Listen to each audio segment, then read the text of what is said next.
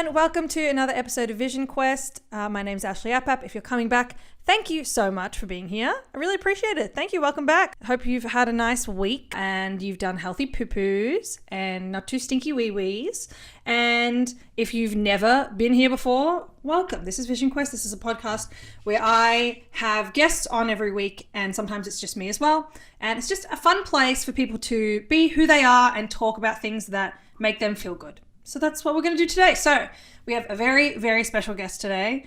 One of the most important people in mine and many people's lives. My dear friend, Lena Moon. How are you, my sweet angel? I'm good. How are you? I'm good. I'm talking to you. Thanks I'm for so having excited. me. Of course. This feels like very normal but abnormal for me. I don't know if you feel the same way. So Lena and I used to have a podcast together. We did. Little babies. And it was actually quite good. We need to find a way to put it on the internet without it costing too much money. That's the thing. Yeah. And maybe editing out some of the stuff that we don't want in there anymore. Like just because there's no jokes. It's just nattering. Yeah, there's so much like talking over each other, just yelling. I was like 21, 22 when we did it. But that's cool. That's how you become who we are now. Exactly. And we need to be able to cringe so that we can get cooler, which we obviously are right now. 100p. What? Hey, nothing's cooler than the phrase 100p. 100p. So yeah, we used to have a podcast together called Teenage Squeam, which I don't think you'll be able to find it anywhere now. I think there's a very dead Instagram somewhere for it, and that's about it. Yeah, so go like that if for some reason you want to, but also why? Little bubs. I think I'd been doing improv for like 6 months. I didn't know any better. Yeah. How could we have known? Honestly. Since then, you have done many, many things. You've been working. Okay, I want you to tell me everything, because before this, I said that I was going to explain what you've been doing. But even now, I'm already blanking. So please, I don't want to fuck up any titles of anything. You've had multiple comedy festival, Fringe Festival shows. You've done lots of sketches with your writing partner, Annie. You've worked on stuff with Auntie Donna. But I feel like there's things I'm missing. So yeah, okay. Well, I'll give you the quick rundown. I'm in a duo called Annie and Lena. We do sketch comedy. We did Fringe Festival. We got nominated for Best Comedy, and we were supposed to do Comedy Festival, but then obviously Rona meant we couldn't. So then we actually got a grant, and we shot some of the sketches from that show and got them online, which was really cool. So that's Annie and Lena. I am writing. I have my first official TV credit come out recently. Yeah, pretty cool. So I wrote on a show called YOLO Crystal Fantasy for Adult Swim, which is an Australian-made production made for Adult Swim. And I also wrote on an ABC Me show for a little while. And I am also doing Twitch streaming now. So I do a lot of comedy on there. And I've also been doing a podcast on there. Just doing it all. Which is called We Don't Know Each Other. And the premise is that me and a guy from LA who's a comedian, we kind of connected on Instagram through like mutual appreciation of each other's work. And he was like, I've been doing Twitch streaming. And I was like, I'll stop by. And then I did. And he was like, I was thinking about you the other day. We should do a podcast called We Don't Know Each Other, where we get to know each other on a podcast. And we've done 3 episodes now, and it's good. It's interesting. Twitch is it's like the Wild West. It's a lawless land. So, you know, being on there and creating content for it's been really interesting. But and that's about it really. About to start a job in production again. Ooh.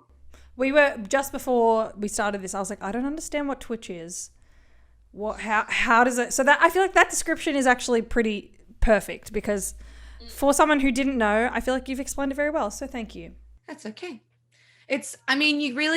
You won't get Twitch until you spend some time on it. That was my thing too, you know, and even then you might not. But if you spend time on the right ones, you'll be able to pick up sort of what people are doing and what the rules are and how to sort of behave on there, because there's a bit of a community element to it. So, well, I mean, it is a community thing. That's the whole point. So, yeah, I mean, I've done stuff I never thought I'd do. It's amazing. I built a computer with someone on my head in my ears telling me what to do last week. I just imagined a person sitting on top of your head while you were trying to.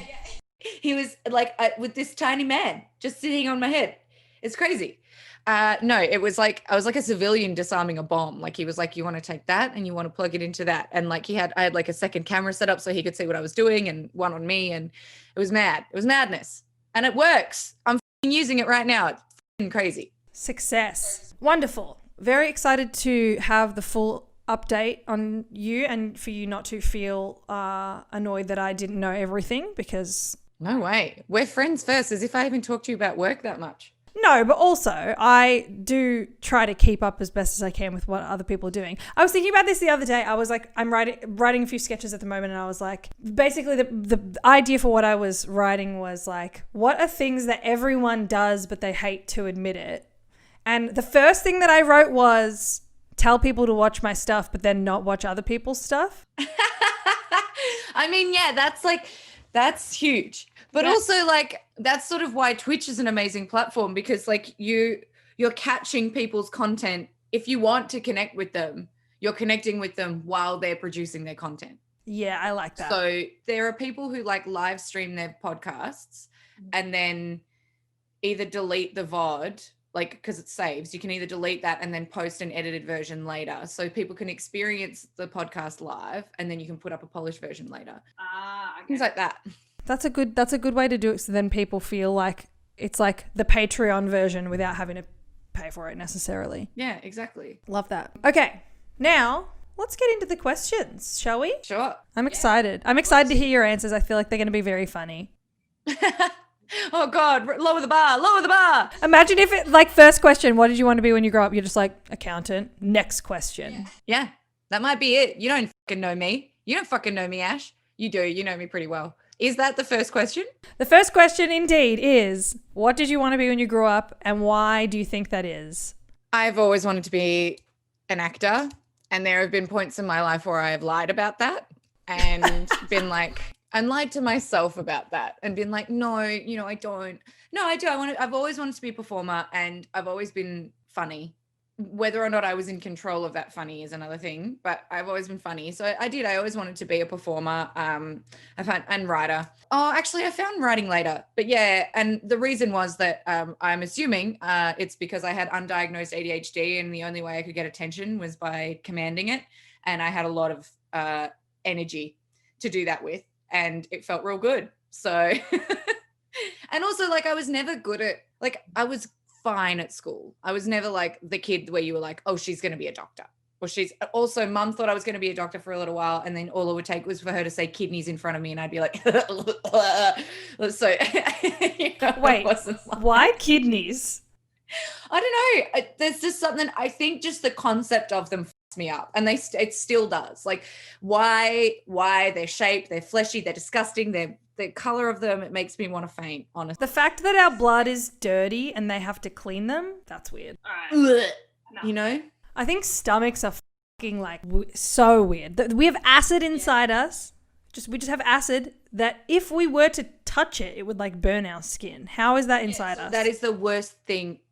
Never think about the inside of the human body. Except for, of course, pee-pee and poo-poo, because... Of course. It lives in there and then it comes out and it's hilarious. Yeah, and toot toot. Toot toot, yeah. And queef queef. Oh, queef queef. Number one. Queef queef not necessarily made by body. Queef queef intake outtake. Yeah, queef queef blooper. Yeah, yeah. Queef queef angle. Queef queef special features. Quite literally it is, because men don't get it and that makes them not special. Yeah, director's commentary. Oh God. Okay. Question 2. What is your favorite thing about yourself? It's interesting. It's that I feel like that changes all the time, especially this year with like getting diagnosed with ADHD and getting on meds and like doing lots of therapy to sort of like figure out who I am when I have control of my mind. And I think the honest truth is just so lame. It's just that like I like that I'm kind and easy to talk to. Yeah, that's not lame at all. That's a good thing to be proud of. Yeah, I think so. And I would never have been able to say that Like, I think the biggest part of like this whole year has been able to like actually answer that question. I think before diagnosis, if you'd asked me that, I would have been like, but my farts, let's move on, which I do stick by. I do think I like my farts as well. I think that they are always quite well timed. Yes. And I've smelt them and they're not too bad. Well, the ones that I've smelled, I've mainly smelled, I'd say hungover ones, which... Oh, they're bad. They're pretty bad. They're a special breed. Red wine farts. All right. Next question. You always talk about everyone you have in your podcast farts and if you like what they smelled like when you smell them. Have you? No, but that should be a new question. What do your farts smell like? Yeah. I can answer mine. Corn. What do your farts smell like? Corn. Next question, bitch. Rapid fire. Hurry up. I don't have all day. All right. But in all seriousness, next question is, what is your favorite feeling? It can be emotional or physical. So my favorite feeling, I think mine is joined to an emotional and a physical feeling. Coming. No. Yeah. But my favorite feeling is that weightlessness and warmth of a bath. And like that often makes me breathe deeper and relax. So, but there's something about just your body not having to have gravity for a little while that's just heaven. Yeah, I agree. Actually, the next question, I reference that in my answers. So, I got a burp. Oh, did you it was a little one, and then it sounded like something bad could have happened afterwards. Yeah, I almost vomited there. It looked like that. Yeah, it looked like I saw the fear in your eyes. Yeah, I can't wait to watch this back and see what my eyes look like, and then I'll replay it. Oh no! There you go. The camera doesn't lie. If you're listening to this, great, but you're missing out on some quality content in visual episodes. Such as me burping in fear and then Lena reenacting it. And this is why the only people that comment on anything I do on Instagram is my mum and my sister. Basically telling me, stop. Never. Fight the power. Yeah. Oh, I thought you said fuck the power. And I was like, sure, yeah, okay. No, I would never. Fart the power. Fart the power. The fart is the power. Ooh. I love that. Did a whip. Okay. I love that. Thank you. The next question is, what is your happy place? I actually have a funny answer for this that's Twitch related because I've built a happy place on my Twitch that I go to sometimes when we're hanging out on there. And my happy place is a collage of pictures of Diane Keaton from different stages of her life and a video where I have taken a video that I made when I was drunk after watching The First Wives Club and put it into the end sequence of The First Wives Club. And so when I really need to calm down and go to my happy place, I go there and I watch that. And it goes for 3 minutes and anyone sitting on my stream has to experience that for 3 minutes. I love that. The people that are regular viewers must appreciate that, you know? Oh, they've seen it too many times. And the other answer is also when you really love someone and they're cuddling you naked. That's one of my other happy places. That is nice. It's like Sunday morning and you've just woken up and the world can wait, you know? My instinct upon that was to make a joke that I would have made on our old podcast and be like, I don't know what that's like. Yeah, but we're not doing self-deprecation anymore, are we? No. Because we've grown up. Yes. Exactly. And we've both been naked before. Yeah, we're both not virgins. That's why you can say it. Mary, more like mare. Me? That's right. I can be the mare. I'm a woman. Yeah. Why did you say Mary? Did you just need to get into mare me? Like the Virgin Mary. Oh, yeah. Got it. That's another thing I need to get better at. Having jokes that need explanations. That's probably... No. Do you know what it is, Ash? I've got pretty bad allergies today and I feel a bit off and I had to get a COVID test to check if my allergies are working, if they're allergies or COVID. And so I think my brain has just been poked. And so I can't understand all the jokes. Thank you. I'm going to take that excuse and run with it Mm-hmm. because I don't think I need to improve or do anything different. No. Right? I think what's happened is the COVID swab hit the funny part of my brain and I can't get jokes anymore. Okay, that must be it. Thank you for understanding. You know what? That's okay. Thank me for understanding. I'm thanking. Thank you for your patience. Oh my God, you're so welcome. I worked really hard on it. Yeah. Yeah. God, I've genuinely, it's hard. It's hard. Guys, if you can't tell, we're being fucking dickheads, so. Sorry. If you can't tell. If you can't If that tell, isn't obvious. then you're a fucking dickhead. If you can't tell, Mm-hmm. you gotta go to the doctor, man. Go to the doctor, be like, Yeah. boop, boop, boop, boop, boop, boop. Hello, doctor. I need help. I think I'm a fucking idiot. I think I'm a fucking idiot. I think I'm a fucking idiot. Hello, idiot here. Hello. Great. I said hello. Did you just hang up? Oh. Oh. Boo. This is, I would say gone on too long, but it's gone on not long enough, honestly. This is exactly the kind of tent you get with Ash and Len. Yeah, this is trademark us tent. I guess some things never change. Christ on the cross. Okay, let's go to the next question. The next question is, what's your favorite song to cry to? Okay, I've got a few. There's one that I think you'll enjoy hearing. Okay.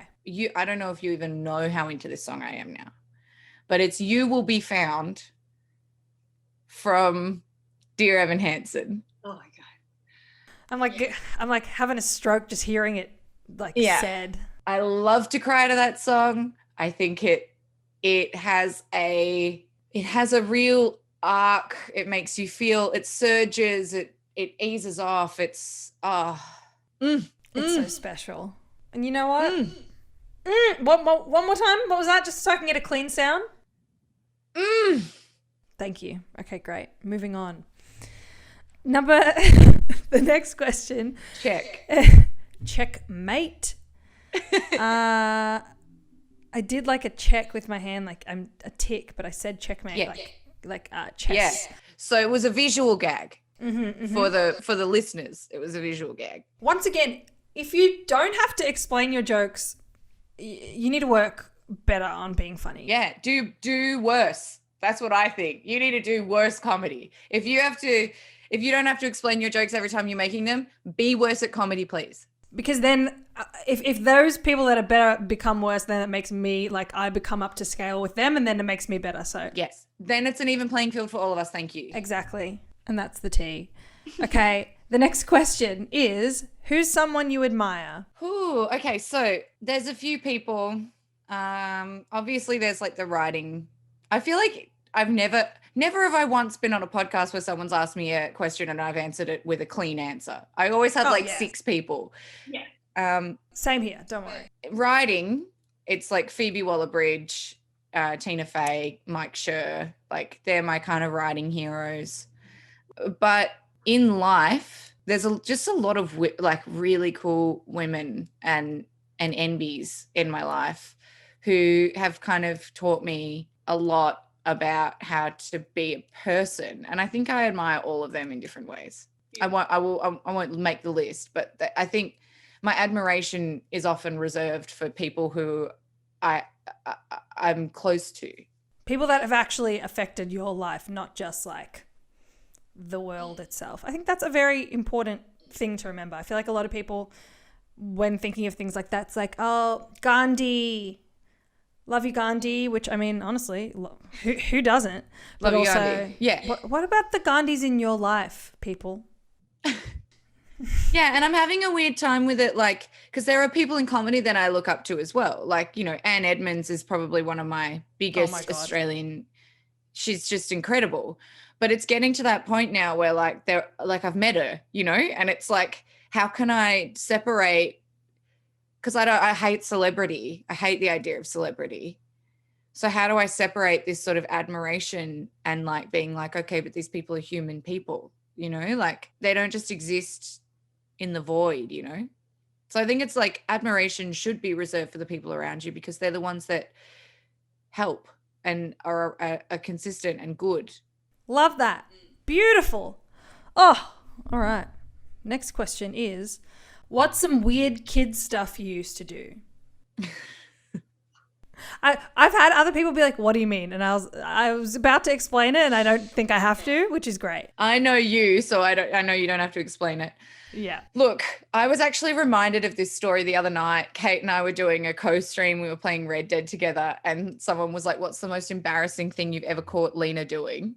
And Kate was like, I've got an answer, but I don't know if she'll be okay with me saying it on video. And she kind of did. So it's out there now. Okay, so this is just a really embarrassing story from when I was a kid, but it does speak to who I was. So I was like really into like in my room alone doing skits and stuff, right? Yeah, so I would same here. Perform alone in my room.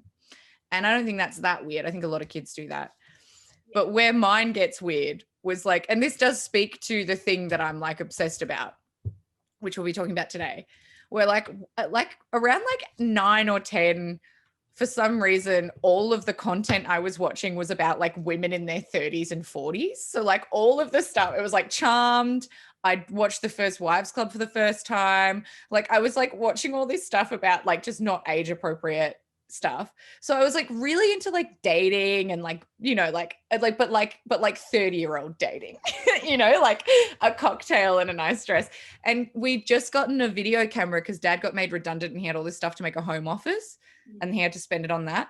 So we got this video camera and my sister found a video of me like in like a nightie making out with a plush alien. And like, it's so unbearably embarrassing, but I was such a little horny shit. Like it's so funny and so embarrassing. And so, yeah, I would like Sex in the City style date my alien and like fucking basically it in the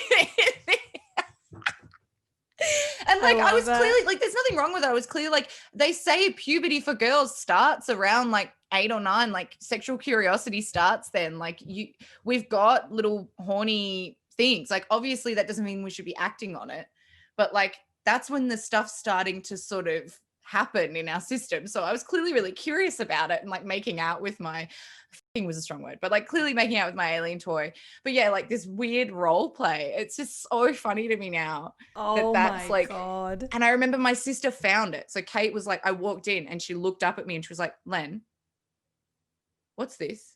And I was like, nothing. Just like, what do you even do, you know? Yeah, especially what you couldn't be like someone what's that thing that people do? Fake deeps? Deep fake? Someone could be a deep fake. Yeah. It was on nasty tape. And also like it makes me think about kids who have phones now. Like the shit that I could have, you know. It scares the shit out of me. Everything with kids. So in my second episode with my friend Kelsey, we talk about parasocial relationships and we talk about like we go very into like what the fuck is happening with kids today? Like how are they surviving and not like there's just so much going on that them having access to cameras and filters and all of this stuff is just so dangerous and scares the living shit out of me. For sure. Yeah. What's it doing to their sense of self, their body dysmorphia? Like there's just, and also just safety. But, you know, we had the internet when we were kids, you know, we learned I think it's just got to start being a tool for education. We just got to educate. Yeah. But I think the way that we learned was different because we're like a very unique generation in that we grew up completely without it. And then we got it and we kind of navigated it changing, but we know how to do everything that existed before. Yeah. I guess we're lucky in that way, but it is scary for the kids for sure. And speaking of fake deep, this is real deep. Is it fake deep or deep? I keep saying it wrong. It's fine. It doesn't matter. Deep fake, I think. Okay. Speaking of deep fake. I mean, I do Twitch now, so I know. I don't. I really don't. Anyway. Love that face. I think that should be the thumbnail. Your face like that. I look like Amy Sedaris. Don't I? That's pretty good.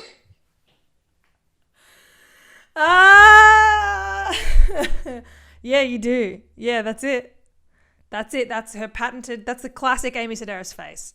All right, good to know. I can whip that out of the bag whenever I need to. Woo! It's all Lena's about next stuff in the canon, Ash. Lena's next Twitch stream, she's going to be Amy streaming Sedaris the whole time. as Amy Sedaris. I wouldn't know how to sound like her. Okay. Let me take a whack at it, as Lindsay Lohan says in Parent Trap. Okay, what is she? I'll take a whack at it. I'll take a whack at it. Okay, what does Amy Sedaris sound like? No. I was trying to sell a house. This is so bad, and no one wants it. No, and I love that we're both doing her as is it Pam in Broad City? Yeah, I'm thinking of Broad City. Yeah, I'm gonna work on that. The noise that I made was horrendous. Yeah. We are on to the final question before we get into your topic, and that is, do you think aliens are real? Gosh, you're really asking me the big questions today. It's really funny that you've asked me this, because the last couple of weeks I've been doing these huge rants about how no one should go to space, and how I think space is really scary, and space doesn't want us there because there's no oxygen. So we should just stop going there. It's fucking terrifying. There's so many ways to die. Don't go to space. And everyone thinks that I feel the same about deep sea. Like, let's just go places where the world wants us to go. And even like the fact that we invented planes, to me, is like, anyway, aliens. Look, I do earnestly, without doing bits, I do want to genuinely believe that there is intelligent life in the universe, because the universe is so big that the idea that we could be the only thing that have gotten to this point of consciousness, it's too egotistical. Yes. Like, humans are we are so insignificant. Like, we need to not, believe that we're the center of the universe, or we'll just keep doing what we're doing, which is just insanity. So, if we believed that there were more forms of alien life, we would take better care of Earth.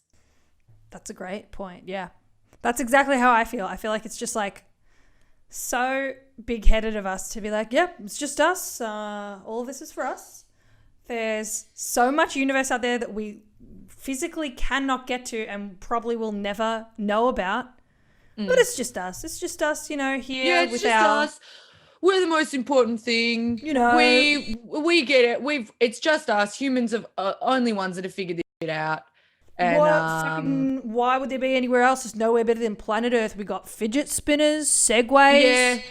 Yeah. We do really weird, horrible shit to each other, but then also we do really nice shit. So yeah, I mean, we're probably the most important thing in the universe. So we invented hamster wheels, but for people to run around on water. Yeah. Yeah. We figured out medicine, like we stick swabs in people's faces and stuff, but because that's pretty smart, and but also we sometimes we wee our pants because we laugh too hard.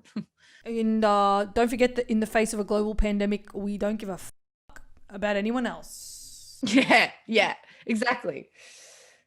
Humans. I want to be an alien. I wish I actually. Okay, no. Please, aliens, if you're watching this, I don't want to be probed. I just mean like. I think I would rather be an alien than a human from the beginning. But I'm a human already. Please, I don't want to be changed. Let me live out this life. If reincarnation is a thing, when I die, then I'll try being an alien. But this is not an invitation. I don't think I want to be an alien, but here's the deal. Alien. Since we're sending you a message, if you're going to abduct me and treat me nice. Yep. Take me out to dinner first. Take me to dinner first. Look, if your probe is going to be anything like the COVID test, you can do it once, Yeah. Because I can measure my expectations now. Yeah. If you need that intel, and that's a thing that we're discussing, and I can be like, yep, absolutely, go ahead. It will feel like that. you can do it. But you have to ask me first. Yeah, consent. Consent is key here. Yeah. And maybe give me some money so that I don't have to do a job that I don't want to do for a bit and I can buy a house. Yeah. Do you think aliens use money? Do you think we are aliens' money? Oh my God, imagine. But like, and we're just like Earth is one big bank, one big paycheck. I don't know. I feel like more of us would be missing if we were currency, but maybe you only need one human for like a long time. I really hope no one heard this stupid thing that I said. What'd you say? I said, what? Pizzagate? I don't know what that is. Oh, you don't. It's a really bad, harmful conspiracy theory about a human sex ring. So we don't need to worry about that. But that was my answer to why people go missing. Aliens. Now humans are money. No! Humans are cash money. And that concludes the questions. Amazing. Okay, so now, Lena, I'm excited. It's your turn to take the floor. And by the floor, I mean this virtual space in which we are recording. So, yes. What are we talking about today? Okay, so we are talking about The First Wives Club. Amazing. And it's a film that is really important to me for a lot of reasons. Like I said before, it's from my youth in a way. I remember watching it. I'm pretty sure the first time I ever watched it, I was in like regional Victoria at my friend Greta's house and she'd gone to bed. Oh no, she wasn't there. It was my mum and I had gone to stay in the house. And I remember there wasn't much to do. No internet, like nothing, you know. And it was like the Friday night movie was The First Wives Club. And I remember watching it on free to wear and just being like, Diane Keaton, like, who is that woman? Why do I respond to her so much? Why do I feel like I'm looking in a mirror when I see her be so anxious and like, and trying so hard to keep things together. And now that I have ADHD diagnosis, I kind of understand it all a little bit more. I've, you know, armchair diagnosed that character as ADHD. But like, yeah, essentially it was just such a big thing to watch for what felt like the first time watch a movie about, firstly, just about women. And now I understand so much about how like diversity and representation in media is like so important. Cause like, I think about this experience and I'm like, there are people that didn't even get that, you know? Mm-hmm. They got to see women, but not women who looked like them.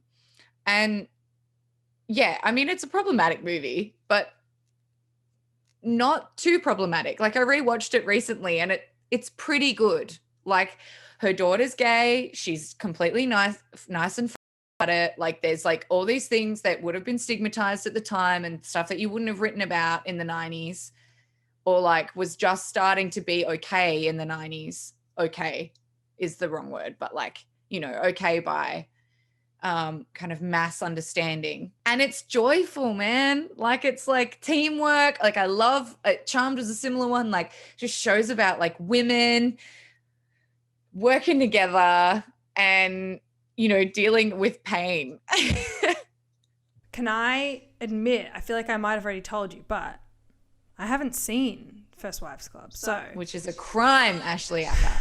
Which I feel like is a detriment. I feel like I should have watched it before us doing this, which is we rescheduled fault. this so many times. But no, look, essentially the premise of the film is there are 4 best friends in college and the film actually starts, it's really dark. And I was like so young when I watched it that it was such a shock. But the film starts with a woman committing content warning, but a woman ending her life. And she's sealing up letters and she sends them out and then she ends her life. And then you see who received the letters and it's the 3 others. It's Diane Keaton, Goldie Hawn and Bette Midler. And they come together for the funeral and that's when they really like reconnect after 10 years of not seeing each other or 15 years of not seeing each other. And they've all been married and either that marriage is failing or, you know, Diane Keaton's marriage is on the rocks and she's in couples counseling and what ends up sort of happening is like they get revenge, but it's not like killing men. It's like this really catered revenge. And the whole message of the movie is about like mental health, and it's about like looking after each other and connecting with your friends and making sure that you don't lose that love, because as people get older, they get more isolated, and you have to work to maintain your connections with each other and make sure that they're checking in on each other and making sure that you're okay. And it's just like, for a movie, it's like, and then it ends in like singing "You Don't Own Me" and like dancing, and it's just like, who made this? Who did this? You know, like, it's just so good. That's how I feel about my best friend's wedding. Yeah, it's very similar, except it's not. There's a darkness to it, I think, which is what really, really, really, I think is so appealing to me. It's like, you know, you're making these feel good movies and there's always like one moment of darkness, and it's usually that person might not love me. But in this case, the moment of darkness is, oh God, like, what if these women don't keep each other in their lives? And you're like, because you love each other so much. And yeah, it's such a strong message. It's so important. Oh, I love that. It's beautiful. Especially, like, I lived overseas and so did you, which we didn't mention at the top. That was a concept that I had never ever considered in that change, being like, oh wait, being like physically away from people means that I'm going to have to not just put in more effort with them, but like, there is every possibility that when I come back, things will have changed with like my friends' relationships to each other, and just like, you have to, it's so much harder, and it makes so much sense. Like you said, when people get older, like just between, you know, high school and now, even think about how your friendship groups change and how much more effort you have to put into maintaining the ones that matter, which, you know, sometimes is a good thing because you learn as you grow up. Maybe you're not suited to everyone and you kind of want to have people in your life that share the same values as you and all that kind of stuff.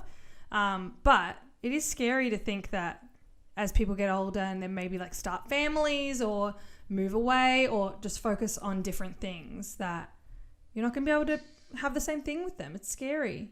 That's it. And what happens is, like, I think, you know, you don't get taught this in high school, and really it kind of carries over to uni. But, you know, because we do that sort of educating in such a block, it's like the best part of our lives is just like kind of grouped, you know, systematic socialization. We're put in a setting where we don't have to really schedule friendships because they're there. We learn to take this as a granted thing, and then usually when you move to uni, you kind of start to learn that lesson, and you start to become closer with people you're at school with. I didn't really at my first degree. I sort of made a few friends, but I had my base, and I took them for granted, like not for granted in like a bad way. It's just like, you know, sometimes that I, you know, like you and I, we don't check in all the time, but I take for granted the fact that I know that when I hang out with Ash, it's going to be great, and exactly the way it was. And like, but what happens is that very easy to just think that and don't reach out. So like, you know, I know it's going to be great when I talk to Ash, so maybe I don't schedule things with Ash as much. And then what ends up happening is then it's been 3 years, you know, and like, and it's like, which is not the truth. Yeah, that's not the truth, but it's like, don't you know, it happens. Don't be worried about us, everyone. Everything's fine. We're not on the rocks, guys. Yeah, we're perfect. Don't even at us. More in love with them. But I think it's really hard. It's like remembering that, you know, it's, you know, this movie really speaks to that idea that like your new life can take over, but sometimes it's important to maintain the people that knew you at that certain point, because the connections with them, because like in many ways the movie sort of shows these people moving into sort of like who they thought they needed to become to be happy, and realizing that, and it's this mask that they have on. So like Goldie Hawn's character, but like Goldie Hawn's character always wanted to be an actor, and she makes it, and she's not happy because she doesn't have people who know her, because she hasn't made the effort to let them know her. And I think, you know, you can do that at any point in your life. But like, yeah, I mean, it's the same with improv. I feel like for a long time, I just took for granted that I had inbuilt socialization into the things I like doing, which in one way is great. But I've said this a couple of times, like there were some people there that I spent a lot of time with where I was like, I don't know what I would get you for your birthday. Like, I don't know you outside of point. I've never thought of, that's such a great way to measure. Like, I don't think we should be measuring friendships and being like, okay. Yeah. But I think that's a really good way to kind of, you know, even assess, like, I really want to get to know this person better. If you do realize, like, oh, I think that we share a lot of important values and I really enjoy time with you, but I don't know what I would get you for your birthday, for example. That's kind of like, okay, well, that's something that to be like, okay, well, I would want to invest more time into that relationship. Or just ask the right questions.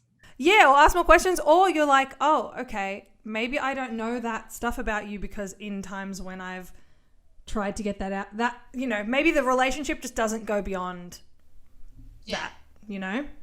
And learning that that's okay too, but they're not going to be the people that you send the letters to in the First Wives Club. Not that will happen, but like, you know, like just remembering that, yeah, you don't have to quantify relationships, and you don't have to have, they're not all going to look the same, but, you know, making sure that, because I think, well, that person will be there and I'll give them a squeeze, and we'll talk about our day and we'll talk about improv, and that's it. But like being like, no, I want to deepen my connection with this person. And that comes from me. That comes from me asking and listening and remembering, which is things I'm all bad at, but I'm, you know, and I've gotten better at it. And I have people in my life who I feel like now I have that with most of the people I know, because I had to make that change. And I think that that's what this movie also teaches you. It's like, and it is, it's a feel good 90s movie, so it feels really silly to be talking about it with such affection, but like, yeah, the lessons of just how to be a woman are just so strong in this movie. Like, you know, Diane Keaton's whole journey is just getting a sense of self and a backbone and believing in herself and making the right decisions. It's so good. So what? Can't wait for you to watch it. Yes, I need to watch it. I can't believe that I didn't watch it. That was very silly on my part. But this is a good way to kind of, for you to break it down for people that haven't, you know, might not have seen it. I know it's also Ariana Grande's favorite movie, so we know that she's seen it. So Ariana, if you're listening. Is it? I'm pretty sure she's like posted some kind of like a reenactment of that, of like doing the song at the end, or she just like posts the video. Oh my God, I have to look that up. Yeah. One other reference to this movie that I really loved was when Jennifer Lawrence won an Oscar. Did she win an Oscar? Yeah. She got up and the first thing she said was, "I beat Meryl." Do you remember that? There's a clip. Yeah. I think she won an Oscar and she was like, "I beat Meryl." That's a reference to the First Wives Club, because there's a scene where Bette Midler picks up one of Goldie Hawn's like characters' Oscars. Goes, "You see what this says? It says, 'I beat Meryl.'" And it's like, it's so good. When Jennifer Lawrence won that award, was she like up against Meryl Streep in the category? I think she might have been. Yeah. I don't remember. I just remember hearing her say it and me go, and then I think the internet was like, whoa. And then everyone was like, it was the First Wives Club. Please, dear God, watch that movie. Like, it's your fault for not knowing that that's from the First Wives Club. She wasn't gloating, you know, like she was earnestly, you know, referencing this formative movie. It's really like such a good movie. Oh my. Can I ask you, so you said there's the three main characters, Bette Midler, Goldie Hawn, Diane Keaton. Mm-hmm. And like you said, obviously this was a great moment for you to see yourself kind of represented in someone older than you, and there in movies in the 90s and even today that still lacks for people of color and not just, you know, white women as well. But putting that aside for a second, still acknowledging that, what are the 3 perspectives of these women that they showcase? So like, what are their stories? What do you think they are things that are relatable, not just the Diane Keaton one? Like, what do we learn from each of these women? Yeah, so we learn a few things. You know, if we're going to talk about it from like a feminist lens, like an intersectional feminist lens, I think Diane Keaton's character represents sort of like I've said, like sense of self and taking up space and like, you know, learning to value yourself so that you can be strong for other people. I think that's her thing. Because her journey is sort of a lot about like cutting out toxic influences in her life. I mean, the whole movie is about that because they're all getting back at their first husbands. But DK's kind of plays out in real time. So for me, she was like a real relationship one. It was like, don't let men do that. Don't let people manipulate you. Bette Midler's is an interesting one because her, I mean, this is one of the things that's a bummer is like hers is a little bit about like body image and like they kind of encourage her losing weight in the movie, which is like, blah, but you know, whatever, you know, that as a feminist, you're like, whatever helps you feel comfortable in your own skin, as long as you're kind of aware that you're brainwashed, you know. And you don't necessarily need to do that to be a better person. Exactly. But hers is more so about also like her husband is a dumb idiot and he leaves her for Sarah Jessica. One of the best performances you will ever see of Sarah Jessica Parker is in this movie. She is so fucking good in this movie. She's so fucking good in it. Like, I can't even tell you. And she's a total gold digger. So she plays like, she breaks up their marriage because Morty hits it big. And Morty. Wow. Yeah. What a name. And Bette Midler's journey is sort of like, you know, she's got a son who's 13, so she's trying to be a good mother and put on a bat mitzvah, and now she's like a single mom, and she's like, hers is about like, it's a lot of it is similar, but it's sort of about valuing herself, but also like, you know, jealousy and kind of, you know, that sort of part of feminism that's like, don't put women against other women, but also some women, you know, they don't get feminism. So it's a really interesting sort of like thing of like watching that play out. And Goldie, her things about vanity and about aging and about sort of moving on from being the young pretty one, and like the Meryl Streep journey that Meryl gets brought up a lot, like that sort of like, let yourself stop getting plastic surgery, let yourself be the mum now, play the mum, you know, age, accept that aging doesn't devalue you in a society. So, you know, that idea of like women hit 40 and they're no longer fuckable, so no one wants to watch them anymore. Like, that's her journey. So sort of like, it was really interesting because like, you know, I was like a little chubby kid when I watched the movie as well. So like, and even at 10, 11, like people were already talking about my body, and like really a lot. Like I had friends' parents, like I remember wearing like a tight shirt at like a Christmas party, a street Christmas party, and one of the mums told me to tuck my tummy in, and I was like, you know, like so little, like I had no with my body that wasn't just like, this is a thing that I'm in, and maybe it's a little bit fat, but that's okay. Like, that's so fucked up. Yeah, it is fucked up. And I think it's amazing how young and how easily people comment on young women's bodies, how naturally it comes to people. So yeah, watching this movie and sort of seeing this sort of representation of women, like learning how to, I guess, circumvent that, or kind of, I guess, come to terms with the fact that the world expects things from them, but they don't have to be like that, was really cool. And I think it was written by like a gay man, which to me is like my favorite. I'm just going to double check that. But I think like that is honestly one of my favorite elements. It just seems so funny to me that the first movie I ever watched that had like empathetic female characters that discussed a woman's journey with such detail. It was like women couldn't be empathetic to themselves in the 90s. So we needed our gay men to do it for us. And then they wrote a movie just to help us. I mean, that doesn't surprise me, but it is very funny to think of it in that way. Yeah. Oh no, sorry. So it was written by Olivia Goldsmith, wrote a book. I didn't know it was based on a book. I gotta read the book. Here we go. Whew. And so it was written by the screenplay was by Robert Harling, who I guess, and it was directed by Hugh Wilson. So I'm wrong. Olivia Goldsmith wrote the book, which is great. But it is like it is a movie that unites the gay community, and there's a gay character in it as well, he's very like, you know, cardboard cutout gay, but he's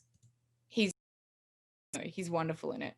He's like, he's funny because he's like, you know, at the time, the 90s, is like gay men have taste, like men who are out, they're flamboyant and they have taste, but he has no taste. Like that's the joke with him. He's actually the worst interior designer in New York.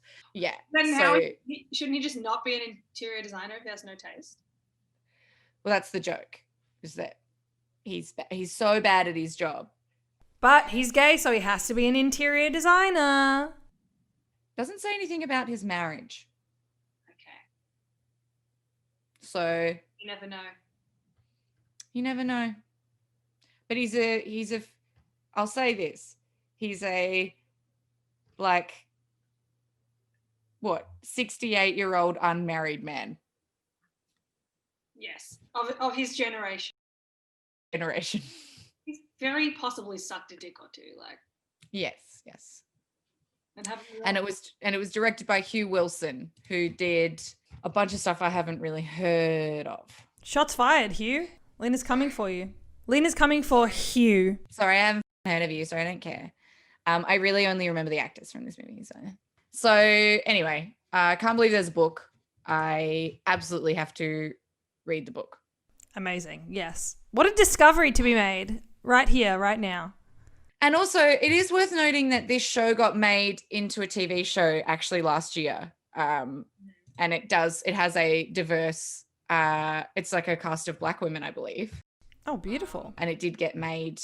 I think there's a second season, which I do really need to watch. Just because also I was only really reminded of my obsession of this film when it got put on Netflix again recently. So I'm yet to pick it up again. But I reckon I would watch the new series. I bet you it's really good. I bet you it solves all the issues I had with the first one. What's her name's in it? Yeah. Michelle Batu. I'm so bad at French sounding last names. But she was the Bateau, yes. She was the host and like voice. What is it called when you're on a reality show but you're just the voice in the background that comments on everything? The narrator. Is it narrator? Yeah. She's the host and narrator of The Circle on Netflix. The US one. Which, honestly, look, people, I get it. Some reality shows are stupid, but The Circle's really good. You should watch it if you haven't watched it. Honestly, I've watched reality TV so much this year just because it's all my brain could handle. No diss on that. But yeah, anyway, now we're just looking at IMDb. But anyway, it's like, to be honest with you, like I would be curious to see how I you know, we should have both done our homework because I should have watched the new one for this because I do feel like if I'm going to talk about it, I should be talking about the new one as well because I'm sure they've taken a lot of the problems that I had with the first one and fixed them. I hope so. Well, okay, how about this? We can have a follow-up episode where I watch the movie and then you watch the TV show. Or I watch both and you watch the TV show and then we can chat about our experience and like the differences and the similarities and what we feel and think. Yeah, I would love that. Yeah. Friendship homework. What other kind would I ever want? None. None. Honestly, none. Why? Truly. Friendship homework is just fun for me. I need structure and I need friendship. Honestly, it was just very formative. And I've obviously watched stuff since because I just feel like with stuff like this, it's like And I do feel like they would have been like, oh, well, the First Wives Club was successful. Let's make more like it. I honestly feel like it was probably one of those ones that people like, I do think it's the reason we get stuff like Liz Lemon, like we started the conversation. We were so lucky that this sort of book and movie started the conversation about women being relevant after they're not fuckable anymore. And like, we get so much more out of it as long as we're constantly, you have to create this sort of stuff. Beautiful. Amazing. Thank you for opening my eyes, ears, and heart to this. All the things, all the good parts. All my orifices. But all of them but one, and that is... Your butt. My butt, because it only opens when farts. And poos. Imagine if I didn't poo but I farted. Where would it go? That's the question. But also, where does it go, honestly? You flush it and then it's Werribee sewage treatment plant for Melbourne, sure. But like... It's a secret. It's a secret, Ash. It's just like aliens. It's like that they could be taking it. Maybe they use that as currency. And the Werribee treatment plant is just like, that's their bank. Also, let's just talk about the Werribee treatment plant for a second. I feel bad because growing up, anytime we would be on a school excursion and go over the bridge, the area where you go past Werribee, everyone would be like, "Oh, it stinks like shit." Really does have a reputation, doesn't it? And it didn't always. Sometimes, you know what? Sometimes there was a stinky smell. Yeah, but not I've always. definitely experienced the stink. And so I don't want to like apologize. defend Werribee in a way where I'm going to be like, no, there's no stink. There's stink. There's stink. But, yeah. That doesn't mean that it's bad. I actually love the West. When I lived in Yarraville, I loved it over there. Okay, yeah, but let's be real. That's a very nice area of the West. I told my friend that I liked Yarraville, and they were like, "Oh, you lived in the Toorak of the West," and I was like, "Okay, yes. I guess I'm bougie as," but yes. like it didn't feel bougie because it was like so affordable, Yeah, definitely. Okay, well, I think this has been an excellent introduction for me and for anyone who was not aware of the First Wives Club to it. Yes. And if you have seen it, please go watch it. It's on Netflix. Perfect. Great plug. If you have seen it and you like it and another reason to enjoy this, and you've already got this far, so of course you fucking enjoyed it. Why am I even saying this? Lena, where can people find everything that you do and keep up to date on you and your successes? So my main point of contact now, I guess, for where I advertise almost everything is my Instagram. So you can, if you get on my Instagram at Lena Moon, LenaIMoon, that has a link tree on it that has my Twitter, my comedy duos Instagram is linked to that, my Twitch is linked to that, my website is linked to that. All the sketches that with Annie that are online are there. Like it's all there. So yeah, and then also like I don't know if you want to chat this sort of stuff. I have a Discord server which is linked to my my Twitch. Which if you ever use Discord or you start to enjoy Twitch and want to do it, I have like little chat channels there where I like respond to people, or we can talk about Diane Keaton, or people send me things that have Diane Keaton in them, and that's like more of a like let's talk space. So because I don't check my DMs, so if you want to like actually talk Keats, that's where to go. Is the Discord. Yeah, beautiful. Also, right after we recorded this episode, Lena convinced me to start doing Twitch too. So if you want to watch me stream on Twitch, I stream every Monday night, 8 p.m. Australian Eastern Daytime, and every Thursday afternoon at 1 p.m. Australian Eastern Daytime. So come to my stream and say, thank you, Lena. And you can watch that at twitch.tv/AshleyCrapApp. All right, and as always, you can find me at AshleyCrapApp on Instagram, and similarly to Lena, I have a link tree that has everything else. So if you're watching this on YouTube, then you know how to find this, but otherwise, I think you just look up Ashley Apap. If you want to listen to audio episodes of this, we're on pretty much all streaming services. You can type Vision Quest, but also it seems to come better if you type in Ashley Apap. So just look my name up and you'll find all the things. Google Ash, find funny photos, put them on my Discord. Oh my God. Yeah, do it. They're probably going to be like Tumblr. Oh God. And also, every time I talk about Tumblr, people are like, oh my God, porn. I'm like, no, I was like 14 reblogging memes of like skins things and Yeah. then pictures of people like with their faces covered being like, you wouldn't understand. It was a very wholesome place for a while, Tumblr. It was. R.I.P. R.I.P. All right. Well, everyone, I love you, Ashi. I love you Thanks too. for having me today. Thank you so much. Love you so much. Thank you everyone for being here. If you are watching on YouTube, please subscribe if you would like to, and let people know, rate, review, all that bullshit. And I hope you're having a good day. Stay hydrated. I'm going to take a sip. One thing I wanted to add, Ash, is if you notice that I wasn't like sitting and staring at the screen, that's because I have ADHD and I have to draw to be able to listen sometimes. So I don't want people to think that I was just being super rude while they were watching. I want them to think that I was like listening, and I have to do little things around me to be able to. All good. I don't have ADHD and I'm constantly standing and sitting and picking wedgies and just like looking at random things. So don't worry. Yeah. All right. I love you very much. Right. Thank you so Love much, you too. everyone. Bye.